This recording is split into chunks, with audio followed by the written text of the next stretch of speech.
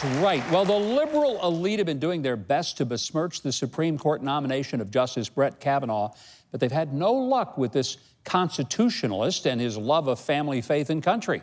So, after the Democrats in office failed to convince the public that he lied to Congress, they've moved on to these heinous charges against Judge Kavanaugh. Number one, they said that the name Brett is not befitting a Supreme Court justice.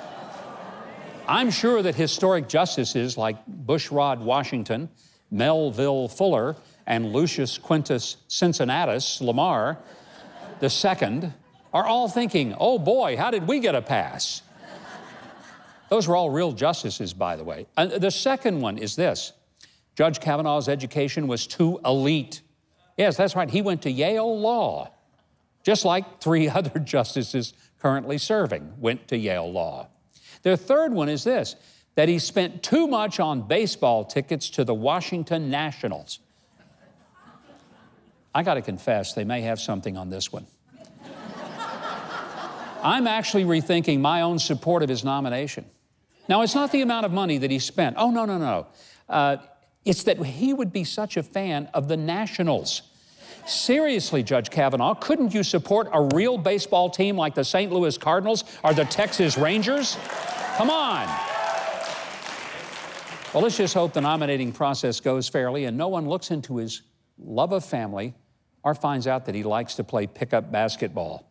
And I'm going to try to give him another look if he will just get his mind right about baseball. Maybe so. All right, our second story tonight, a mother in the Chicago suburb of Wilmette was reported to police this week because she allowed her daughter to walk their dog, Marshmallow, around the block. Yeah, that's why she was reported. I'm not making this up. Some pretty serious crimes going on there in the birthplace of Charlton Heston, who is from Wilmette. A neighbor anonymously, of course anonymously, such bravery, called the police after seeing the 8-year-old walking a dog on her own, launching a police visit and a child welfare services investigation. The mom, Corey Wyden, homeschools her son and daughter, and she said, the funny thing is, I'm a joke with my friends because my kids are around me all the time. Wyden noted that she watches the daughter from her living room window when she's out walking the dog, and Wyden went on to describe the stress that her entire family felt because of the police and child welfare investigators having questioned them, as well as other family members and the kid's pediatrician. In the end, no evidence of neglect. I got to tell you, I shudder to think what other responsible families might be allowing their children to do. I mean, they might even let them take out the trash, mow the lawn, and heaven forbid, play at the playground park. That would be just awful. We can only hope for other nosy and anonymous neighbors who will call officials on families without ever crossing the street to ask if all is well. But let me tell you something, if my parents had been held to that kind of absurd standard in the 50s and 60s, they would have qualified for a life without parole, sentence, and solitary confinement. But then, I guess I would have run all over town anytime I wanted. Our next story from our Love on the Rocks file. Heartbroken and hard-drinking Jeffrey Tomerlin was stumbling along in Nashville, of course he was, when he spied his ex sitting in a car with her new boyfriend. Oh, I know this sounds like a country music lyric, but it's all true. Tomerlin was on the rise, so he did what any drunken and jilted person might do. He attacked his ex with a biscuit. A biscuit, hurling it at her head, but missing. He then began punching the boyfriend's car hood and threatening to kill them. Police quickly arrived on the scene and arrested Tomerlin for vandalism and assault, perhaps maybe assault with a deadly weapon. I wonder if he even had enough dough for his bail.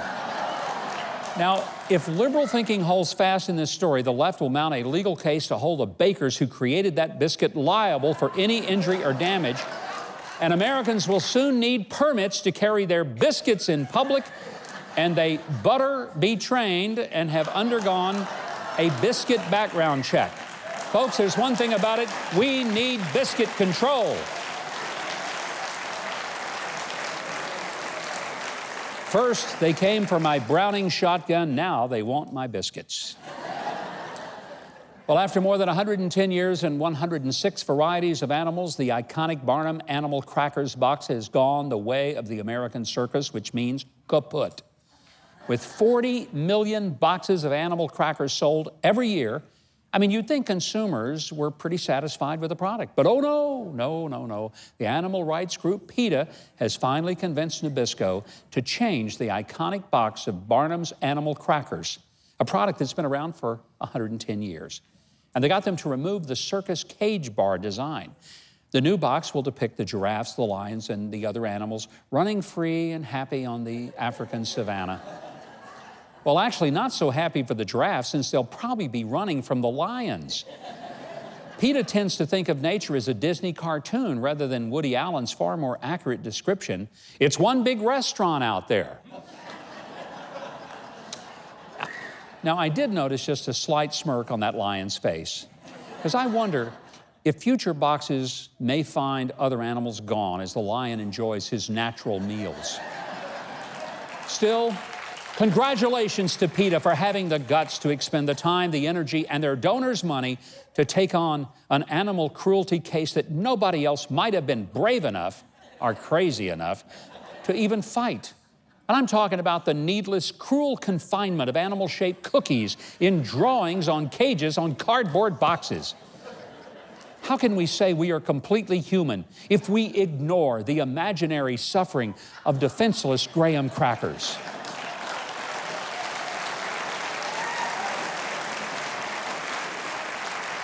Let's hope PETA doesn't go so far that vegetarians arguing with each other can no longer be called a beef.